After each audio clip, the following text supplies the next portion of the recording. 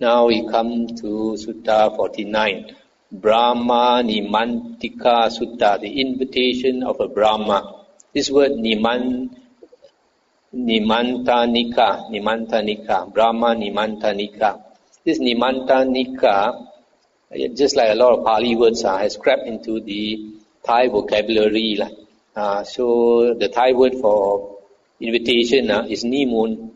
So here from the Nimantanika. So Niman has become Nimun in Thailand. So whenever you in Thailand they invite each other, they say Nimun. Thus have I heard. On one occasion, the Blessed One was living at Savatthi in Jeta's Grove, Anatta Pindika's Park. There he addressed the monks thus, "Monks, Venerable Sir," they replied. The Blessed One said this, "Monks, on one occasion I was living at Ukata in the Subhaga Grove at the root of a royal sala tree. Now on that occasion, a pernicious view had arisen in Baka the Brahma thus, this is permanent, this is everlasting, this is eternal, this is total, this is not subject to pass away. For this neither is born, nor ages, nor dies, nor passes away, nor reappears. And beyond this, there is no escape." Let's stop here for a moment. So here this Baka Brahma, he thinks that his world is permanent and everlasting because he has such a long lifespan. He has been there for so long as he can remember. And he doesn't see that he is getting any older because devas, they don't see the body growing old. So he thought that he is permanent.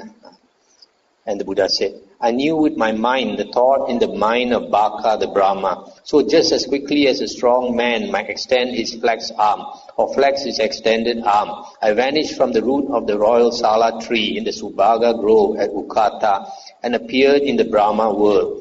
Baka the Brahma saw me coming in the distance and said, 'Come, good sir, welcome, good sir. It is long, good sir, since you found an opportunity to come here.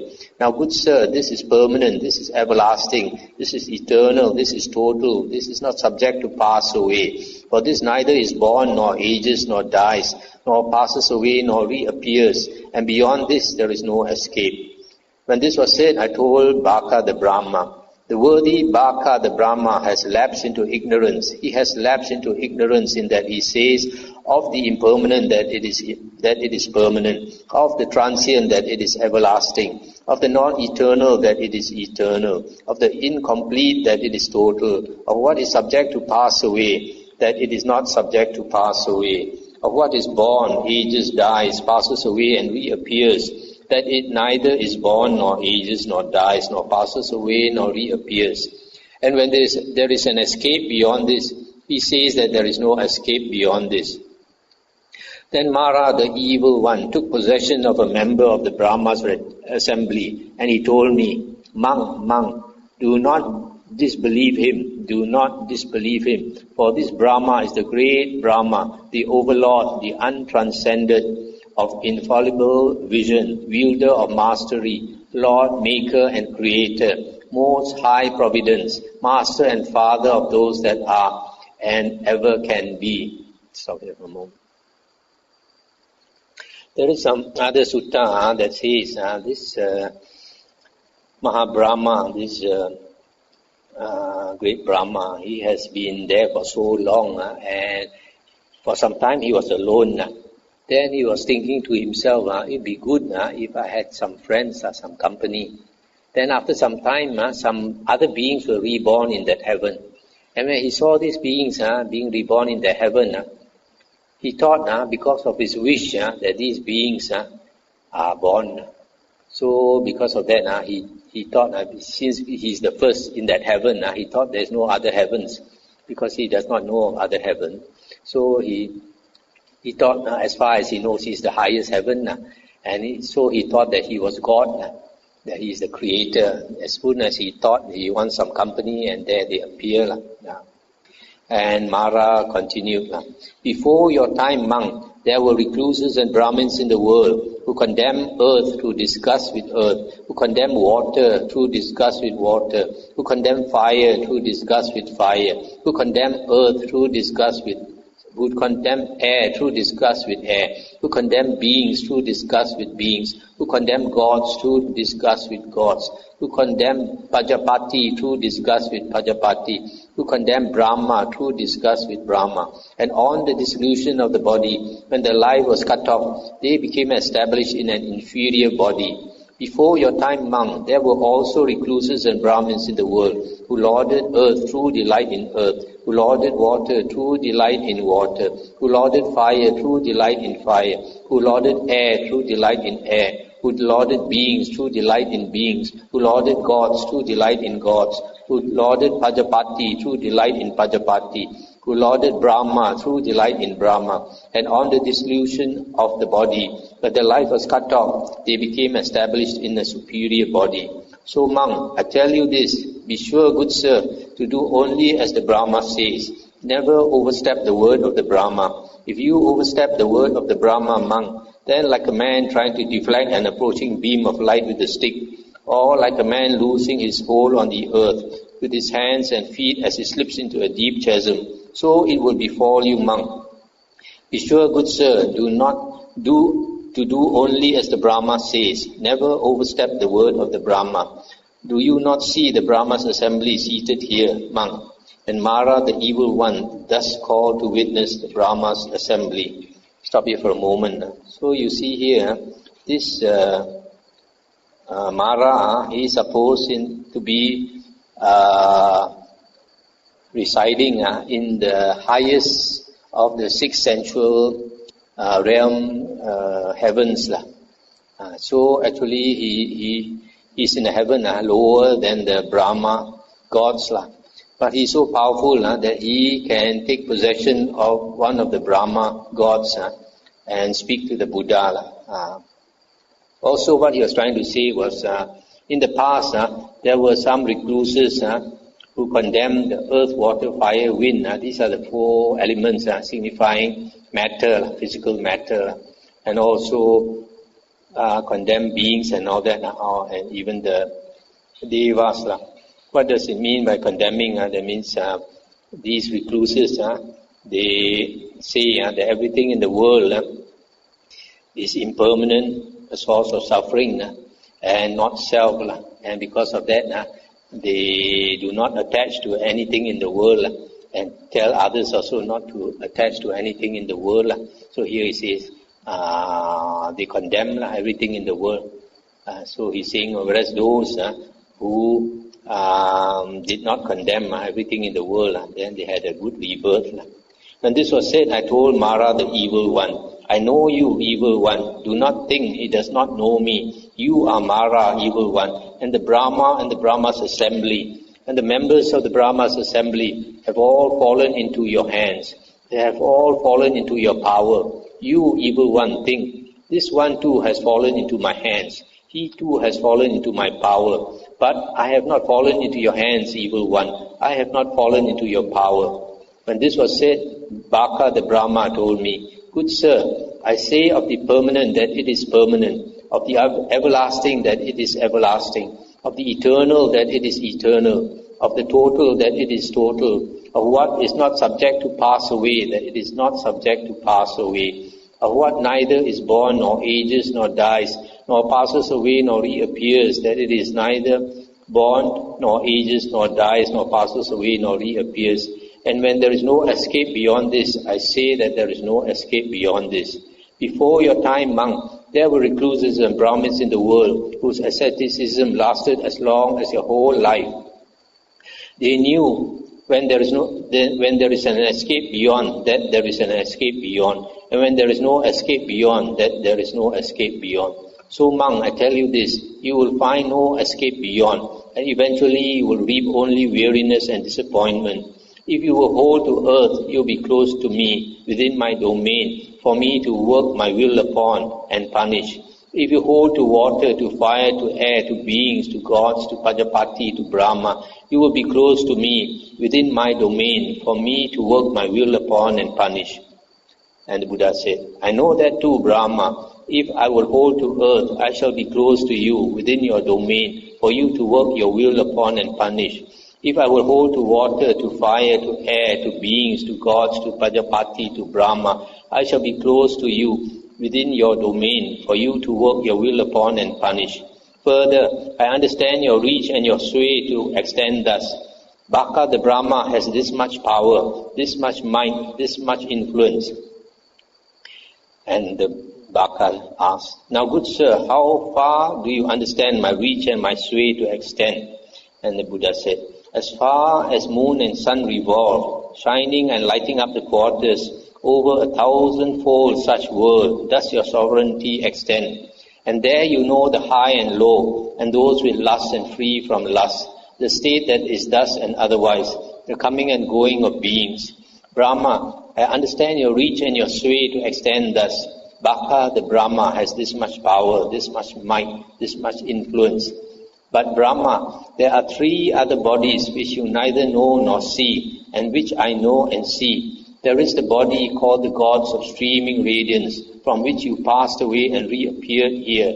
Because you have dwelt here long, your memory of that has lapsed, and hence you do not know or see it, but I know and see it. Thus Brahma, in regard to direct knowledge, I do not stand merely at the same level as you. How then could I know less? Rather, I know more than you.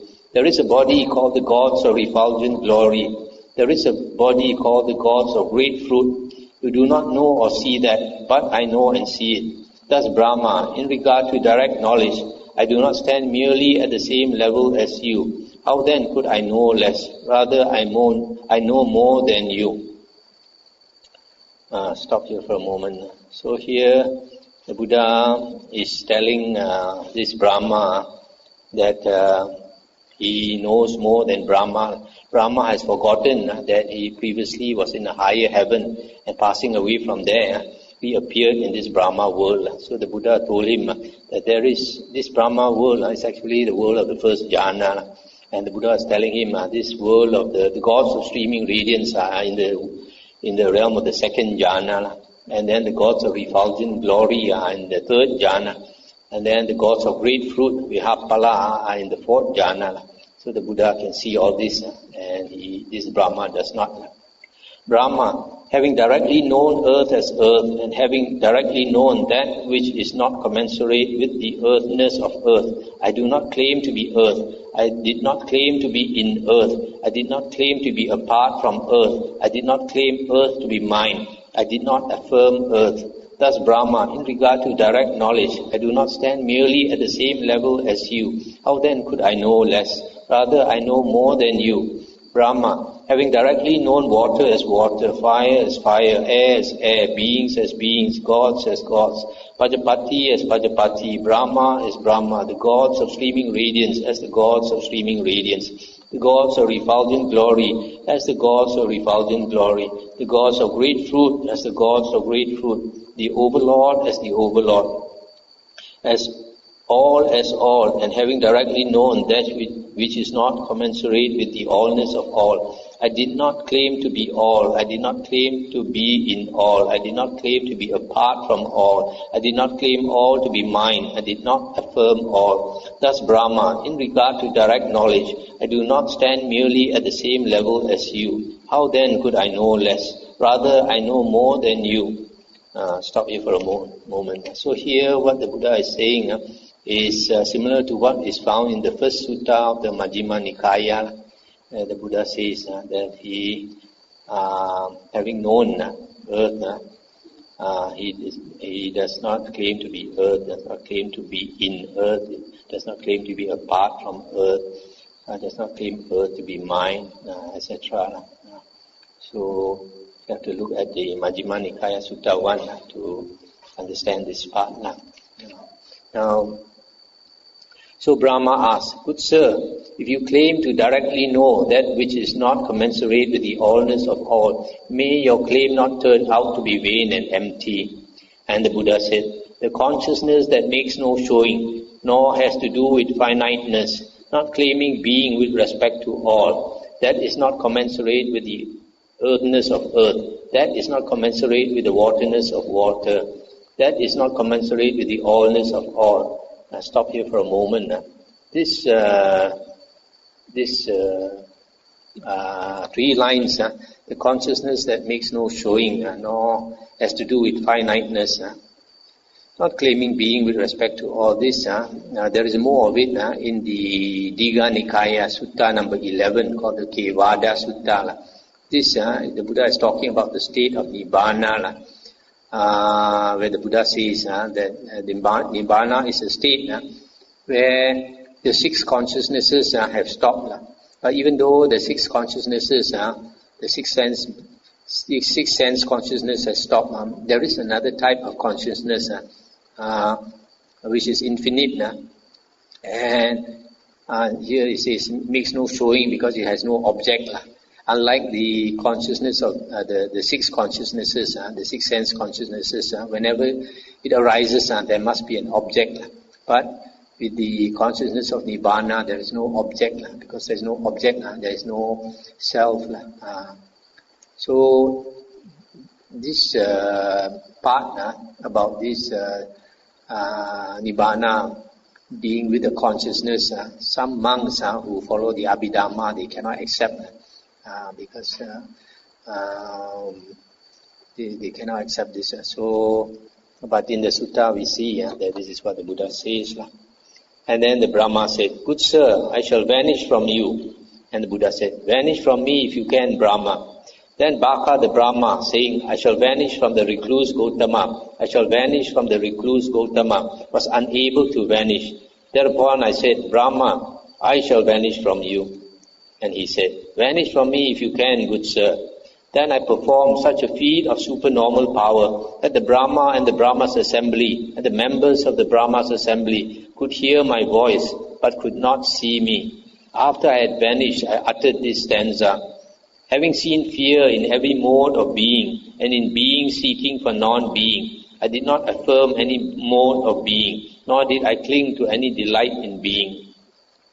At that the Brahma and the Brahma's assembly and the members of the Brahma's assembly were struck with wonder and amazement, saying, "It is wonderful, sirs, it is marvelous, the great power and great might of the recluse Gautama.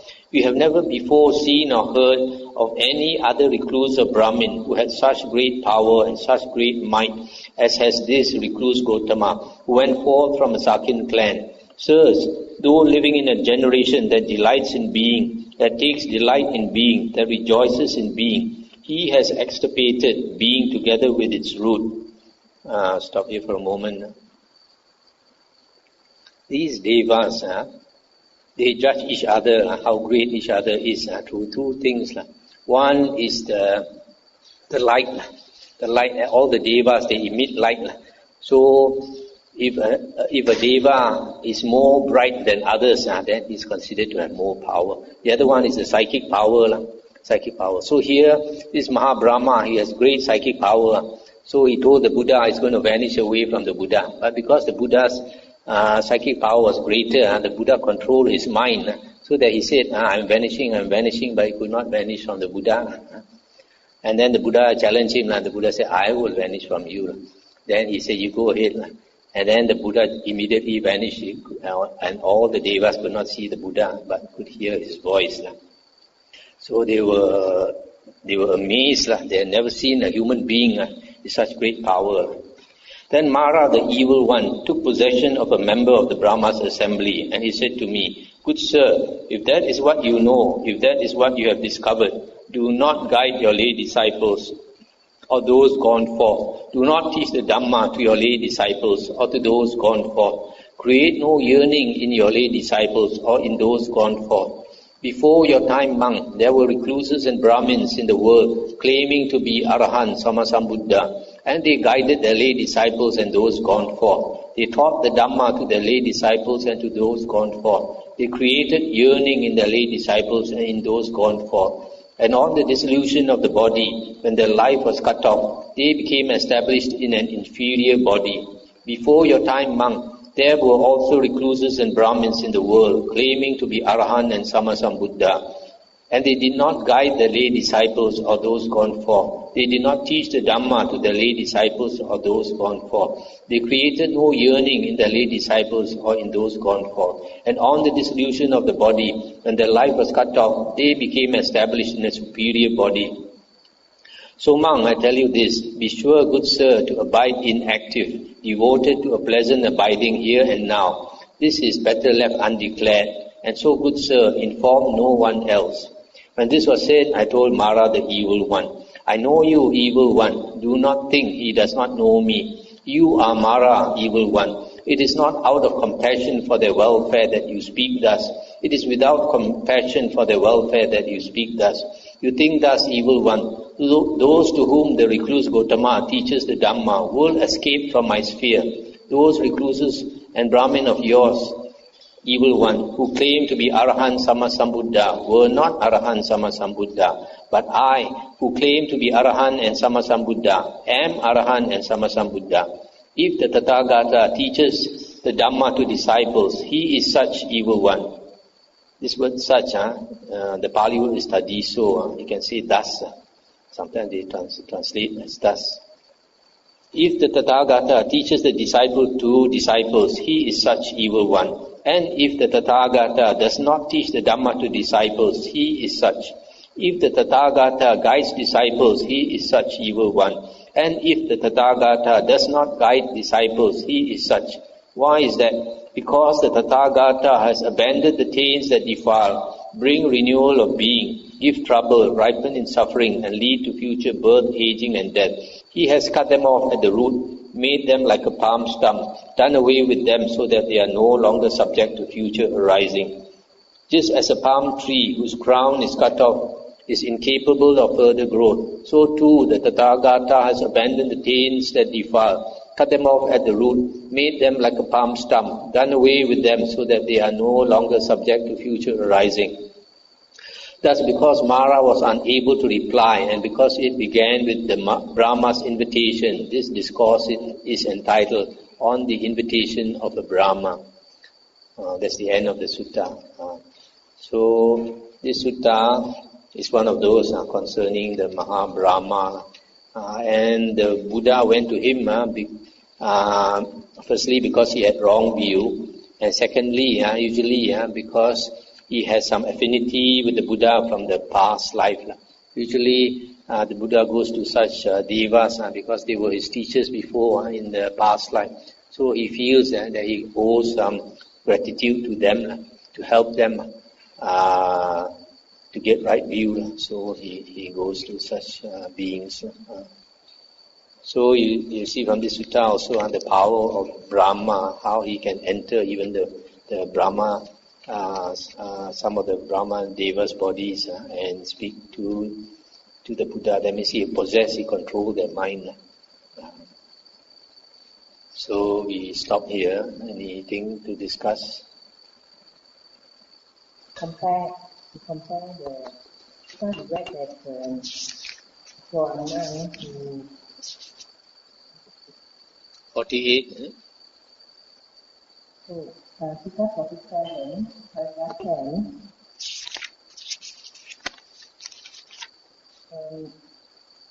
Where a monk restrained here, he does not dwell in the Sangha or alone, he does not judge others. There are other monks who are unskilled, but this particular monk who practices well, he doesn't judge them. Sutta 47, paragraph 10. Yes. So, we also read in earlier suttas that the asavas are makers of measurement. So, for a monk or practitioner to abandon whether I'm superior, inferior, or equal, that kind of view, this like Bante to please explain for a Sotapanna, different stages of enlightenment, how would this be observed from the behavior of? It's not exactly that the monk does not judge others. Here it says that the Venerable One does not despise anyone. So it's not that he does not judge. He can judge, but he does not despise. Because he has compassion. He knows that all of us, we are on this spiritual path and we are at different levels. And so he because of that, he does not despise someone who is less than him. But then the thing about the not thinking others are superior or inferior or equal to him, I guess that is when a person has cut off this identity view. When you have the identity view, you identify yourself with this body and this mind. So when you have cut off this identity view, then you don't identify yourself with this body and this mind. Then even you progress also, you don't think I progress. If you attain something also, you don't think I attain. It's just that this attainment is there. So that's why, like the Buddha said, cleansed states cognizable through the eye or ear are found in the Tathagata. They are my pathway and my domain, yet I do not identify with them. Yeah, the Buddha is describing himself. So I was thinking, comparing to a Sotapan who has set aside the Sakaya Ditti. Yeah. I mean, it would be very much different compared to Buddha the Arahant. Yeah.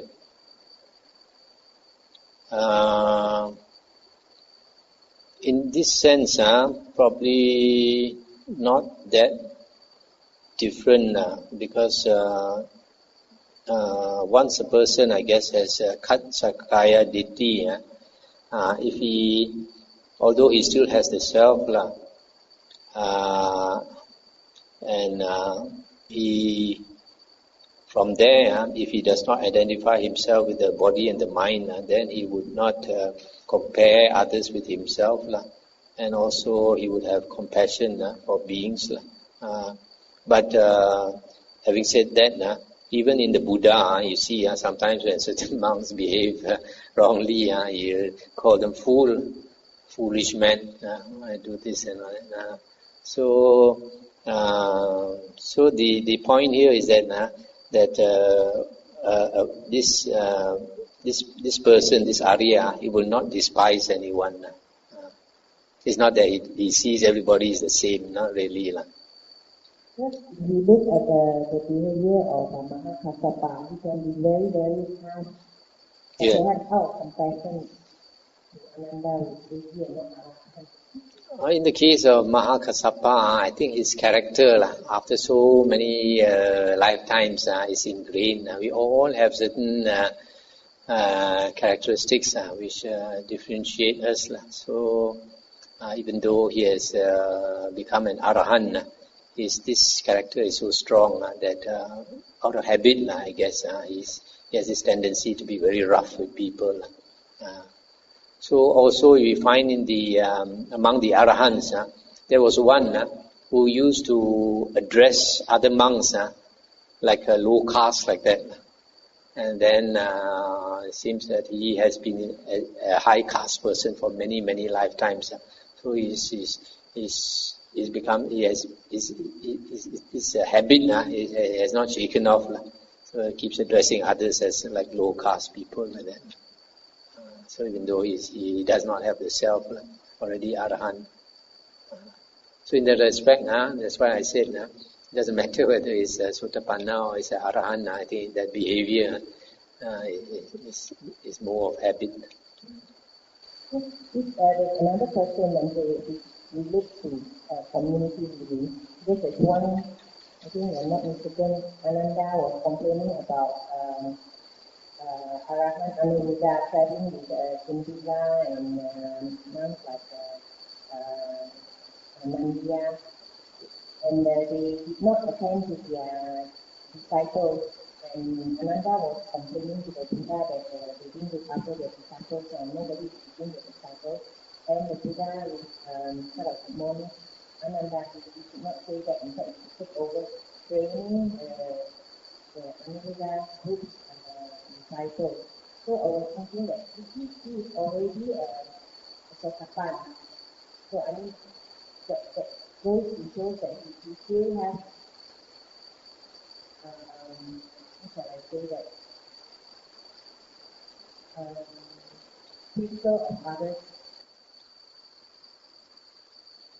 I don't exactly remember it the way you remember it, but sometimes in this case, it is because you can see our compassion for those disciples. He feels that somebody should teach them. That's why he brought it up, I guess. When the Buddha got enlightenment, he wanted to seek out the two previous masters to share this knowledge that he had attained with them. But he found that it passed away, and probably they are in the very higher run. Just out of curiosity, the Buddha help them with this knowledge so that they can No, the Buddha could not help them because they were reborn in a very high level. And there is a sutta where, remember, Ananda asked the Buddha, is it true, Bhagavan, that this flesh body, you can fly to heaven with this flesh body? And the Buddha said yes. The Buddha said when he meditates, then the mind is very strong, and then the body feels very light, and then he just wheels it, and he takes off like a rocket. And then the Buddha mentioned that this flesh body can go as far as the Brahma heavens. That's the maximum the flesh body can go to. So because of that, he could not reach the Arupa heavens where his former teachers were.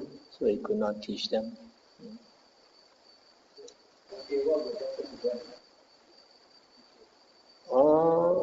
The Buddha says, you remember just now you read that section, the Buddha says whether he teaches the Dhamma or he does not teach the Dhamma, he's always thus, he's always such.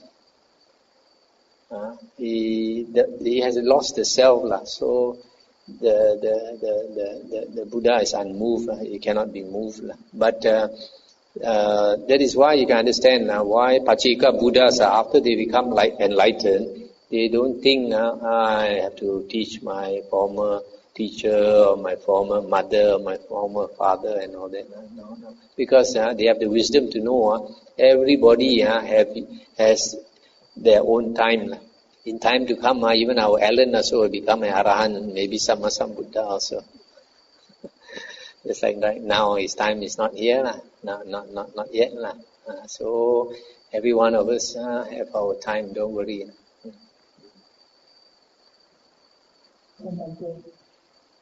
For people who are practicing very seriously, oftentimes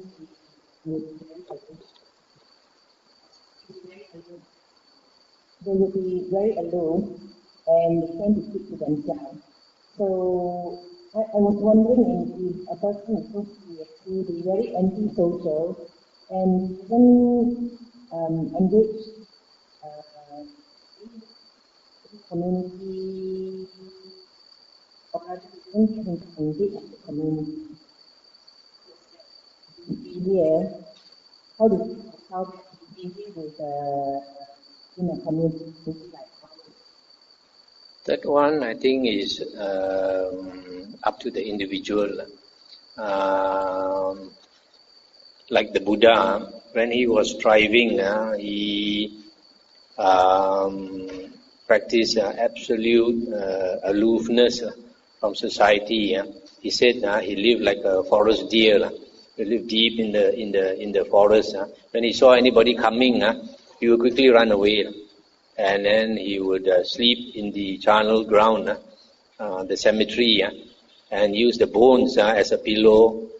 And he tried to practice equanimity. So he said sometimes these boys who look after the cows, they come and disturb him, urinate on him, also he just ignore. He doesn't even walk away, just let them do what they want. They poke his ears, also he just ignore. Poke his nose, also he just ignore them. And at other times he would just avoid anybody. But when he was enlightened, then he came out and taught the Dhamma to the whole world. So there are some people, on the other hand, when they are practicing also, they feel that there is a need to do something for society, so they come and do. But if on the when they are striving for on the spiritual path, if they, for example, like teach the Dhamma and all that, then they cannot go as fast as possible. Then because they sacrifice their time for others. So each person is different. Each person is different. There's some people they strive very hard, and after they become enlightened, also they just go into deep forest and die in the forest. And the character is like that. Each person has a different character. You cannot say anything about them.